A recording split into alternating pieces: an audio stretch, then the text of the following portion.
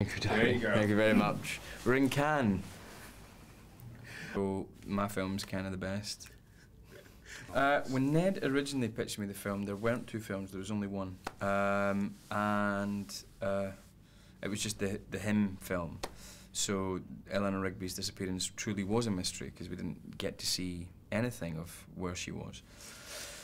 I turned that film down because I just had a little boy and I didn't really want to go investigating a movie that concerns itself with these type of themes at that time. He was then making the movie about 3 years later. Jessica had since become Jessica Chastain, who stands on red carpets with big flaming red hair. And he thought, I think he thought, I want to write something for her, not just because she's become massive, but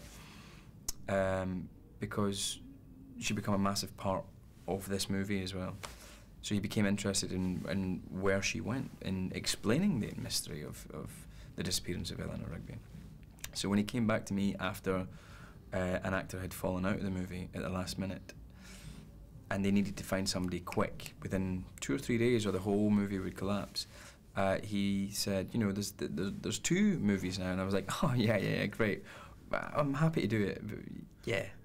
And he was like, yeah, so we're going to do this thing, one from her point of view and your point of view, and I was like, yeah, no, that's great, I'm in, because my life had sort of, my son was much older and it wasn't as near to me, his birth and all that kind of stuff, so for some reason it seemed alright to do a film concerning itself about issues like this. And so I turned up on the first day of rehearsals and they were like, okay, so we're going to read him first, then her, and I was like, uh-huh. It's true. And then sort of halfway through my movie, I was like, in the read-through, I was like, this script is really thick. And it was then that I realised that there were two movies. I admire Connor for the way that he reacts, and for me, he's quite heroic in his attempts to carry on.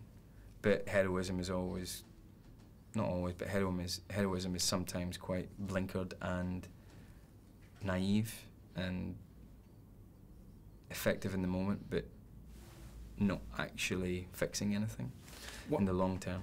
I'd never met Jessica before. I'd heard she was trouble, and I was glad that I'd heard that beforehand because it prepared me for the nightmare that was going to be the Chastain.